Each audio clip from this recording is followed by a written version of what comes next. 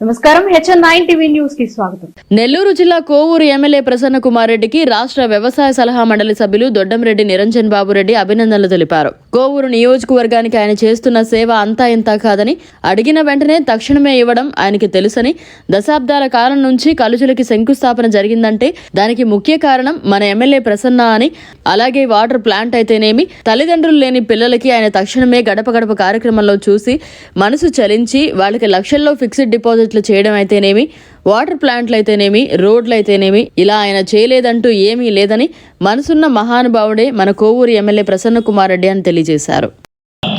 100 రూపాయలు లోన్ తెచ్చుకునేదానికి కూడా అవకాశం లేని పరిస్థితుల్లో ఇటువంటి పొలాన్ని తిరిగి మన బిడ్డలకి ఇచ్చి ఏమి ఉపయోగమని ప్రతి రైతు బాధపడుతున్న పరిస్థితి పోతేటిపాలెం గ్రామంలో మనం చూస్తున్నాం.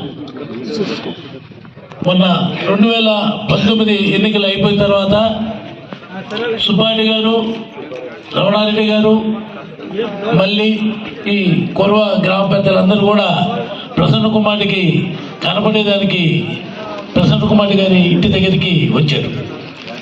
ఆ సందర్భంలో నేను రాజన్న అందరం కూడా అక్కడే ఉన్నాం. అలా థ్యాంక్స్ అన్న అని ప్రసన్న కుమార్ గారు వాళ్ళందరూ చెప్పిన తర్వాత, అలా మేమైతే మా గ్రామం దాదాపు 300 మంది రైతులు ఇటువంటి పరిస్థితుల్లో ఉన్నాం. మా పొలానికి ఎటువంటి యాజమాన్య హక్కులు లేవు, 1 రూపాయి కూడా మేము లోన్ తీసుకునే పరిస్థితి లేదు.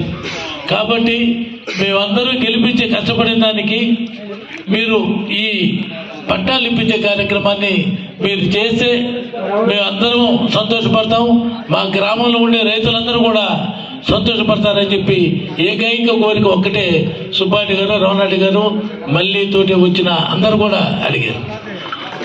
అలా తప్పకుండా రేపే నేను కలెక్టర్ గారిని కలిసి దానికి ఏమి చేయాలా ఆ ప్రయత్నం ఖచ్చితంగా చేద్దామన్నా అని చెప్పారు.